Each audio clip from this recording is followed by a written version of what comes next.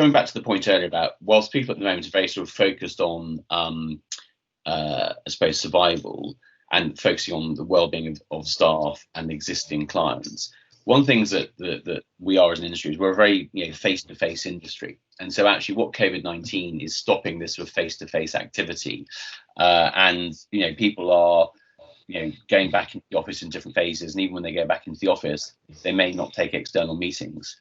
So I was just wondering, Colin, whether you could give an example of how kind of collective intelligence can help people reimagine the sort of future, and how you can think about acquiring new clients or serving new clients or these things like that, because I think I'm hearing a lot of people wondering that question, and I just wonder whether that's a sort of innovation technique, a collective intelligence technique that could be quite helpful as a sort of final takeaway.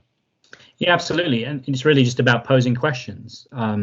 We have all these wonderful employees that we spend time and energy hiring, and of course we only tap into a portion of their creative energies, and partly that's because we can only sort of put so many people in a room. So collective intelligence isn't new, but scaling it up is new for many organizations, and including everybody in that conversation. Doesn't mean every question should be asked to everybody, but John and I in the past have talked about something called a high involvement innovation maturity model, which is saying actually there are some conversations and some needs that actually benefit from a broader group of people, more people than we can fit in a room.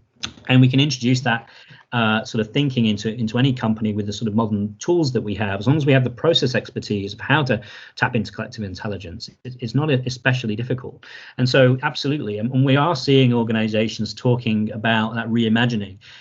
The more mature organizations have been talking about reimagining the future on an ongoing basis, and then they have those conversations in a fairly regular cycle, and they use the external signals to seed that. But for those of you who aren't doing that, that's something that you can establish at any point in time.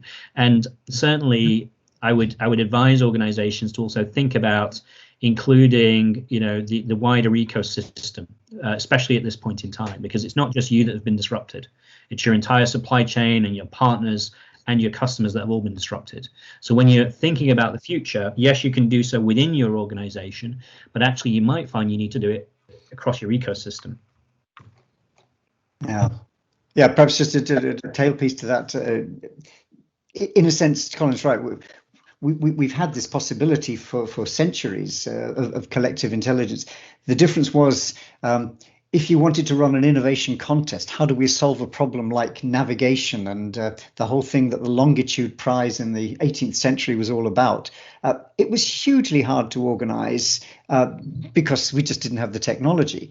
Today, if we have any kind of problem that we wanted to get focused collective intelligence around, not least in the humanitarian spaces I described, it's instantly possible. We can set up in an afternoon and be getting suggestions in during that afternoon from hundreds, even thousands of people. So as Colin said, it's fast, it's scalable.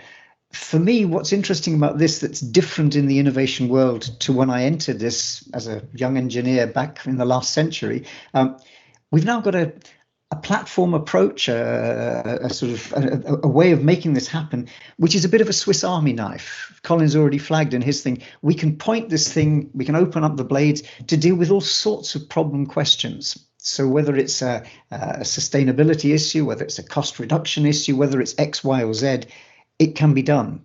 And I think that's very much a new possibility in the world of innovation management, but one which now has matured to the point where we can be wondering how to apply it.